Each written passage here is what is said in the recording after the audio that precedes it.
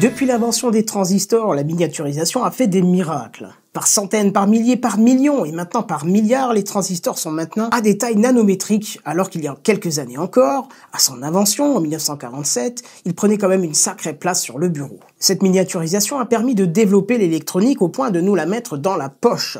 Et justement, aujourd'hui on va parler d'électronique qu'on pourrait mettre dans la poche. Non, on ne parlera pas de smartphone, mais d'ordinateurs complets que l'on peut emmener avec soi.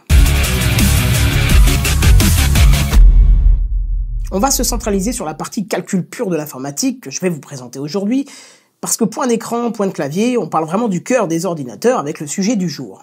Les PC de poche ou autrement appelés nano-ordinateurs. Et d'ailleurs, merci à Seven de m'avoir proposé cette idée qui est bien mieux que celle que je voulais vous proposer de base, c'est-à-dire les robots aspirateurs.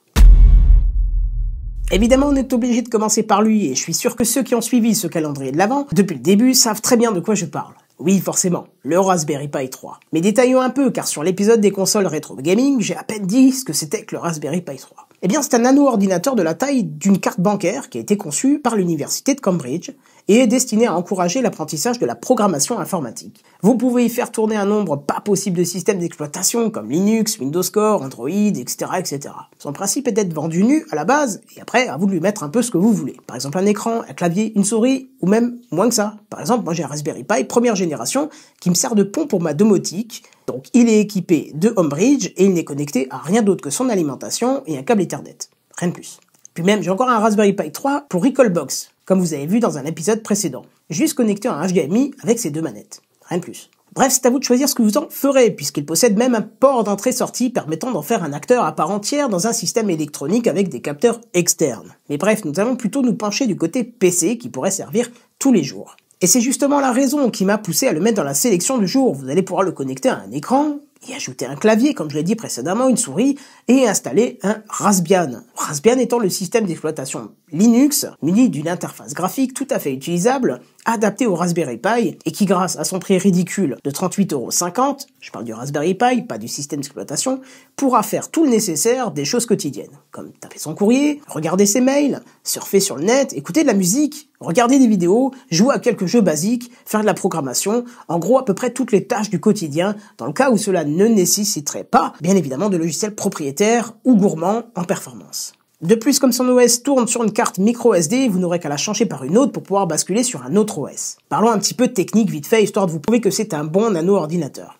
Il est équipé d'un CPU à 4 cœurs ARM de 1,4 GHz pour 1 Go de mémoire vive DDR3. Il supporte le Wi-Fi AC double bande jusqu'à 100 Mbps par seconde ainsi que le Bluetooth 4.2. Son contrôleur Ethernet est prévu pour accepter 1 Gigabit, mais il est pour l'instant limité à 315 Mbps seconde, ce qui est déjà énorme vu ce qu'il propose de faire. Il vous faudra l'alimenter pour pouvoir en profiter, logique vous allez me dire, mais là où c'est intéressant, c'est que via une extension matérielle, il peut supporter d'être alimenté en PoE, qui est une alimentation via le câble Ethernet. C'est pas encore très répandu dans le grand public, mais c'est très présent dans le monde professionnel. Bref, au-delà de ces performances hallucinantes que vous aurez pour un si petit prix, une communauté énorme gravite autour de ce PC de poche et pourra vous guider si vous choisissez d'en faire autre chose qu'un PC traditionnel portable. Allez, on monte un petit peu en gamme avec le Compute Stick de chez Intel, qui pour 148,50 € est un véritable PC. Sous la forme d'une grosse clé USB, ce Compute Stick sera branché sur votre écran HDMI, et si sa légère grosseur ne le permet pas, il y aura qu'à intercaler la rallonge HDMI qui est fournie avec. Une fois alimenté soit par l'écran en question ou encore via l'alimentation fournie, vous pourrez bénéficier de Windows 10 Home tournant sur un processeur Intel Atom X5 de 2 Go de RAM et de 32 Go de stockage. Vous n'aurez plus alors qu'à lui brancher qu'un clavier et une souris Bluetooth pour profiter au maximum d'un PC complet. Et il est bien sûr équipé de Wi-Fi, A, D, G, N ainsi que du Bluetooth. Et justement ces 2 Go de mémoire sont en DDR3, ce qui est tout à fait performant pour une machine de ce prix et de cette taille. Un ventilateur viendra refroidir ses actions tout en restant quasi silencieux. L'avantage c'est vraiment d'avoir un nano-ordinateur sur Windows 10 et que du coup vous ne serez à aucun moment limité sur les logiciels à installer. L'architecture processeur étant en x86, vous allez pouvoir installer vos logiciels favoris. Et même si c'est un processeur qui fait tout à fait le travail, il est accompagné d'un chipset graphique destiné à l'affichage standard. Donc oubliez de vouloir jouer avec ce stick. C'est clairement pas sa destination. Le but est vraiment de pouvoir apporter un côté ordinateur à une télé de salon ou encore un écran, ou encore de prendre son PC du boulot chez soi, sans que cela pose quelque compromis que ce soit. Bref, une excellente alternative au Raspberry Pi, et je dis une des alternatives car Intel propose pour des sommes plus conséquentes d'autres computer sticks extrêmement plus performants pour des tailles similaires. Il faudra juste accepter d'avoir un prix beaucoup plus élevé qu'un PC traditionnel. La taille réduite, ça coûte très cher. On peut pas tout avoir.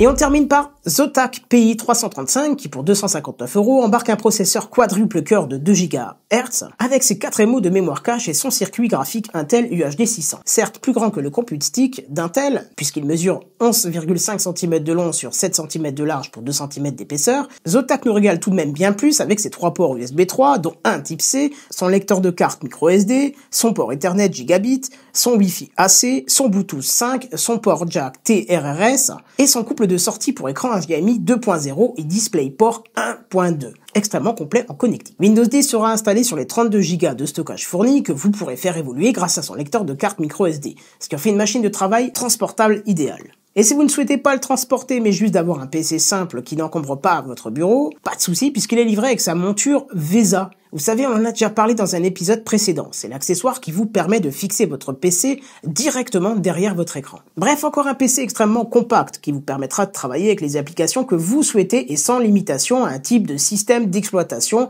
tout en conservant des performances très correctes.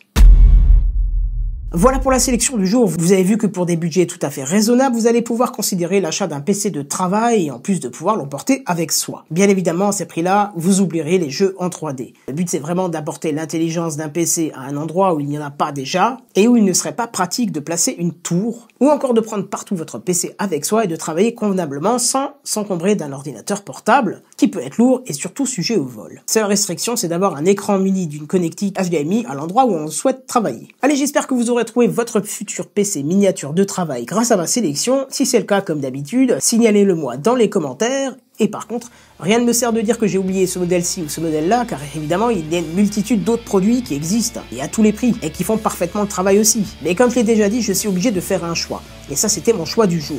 Allez, assez blablaté pour ma part, il me reste encore du travail jusqu'au 24. Alors je file, vous de votre côté, pensez au pouce bleu, au partage de la vidéo, mais moi en attendant, je vous dis à plus, bye bye.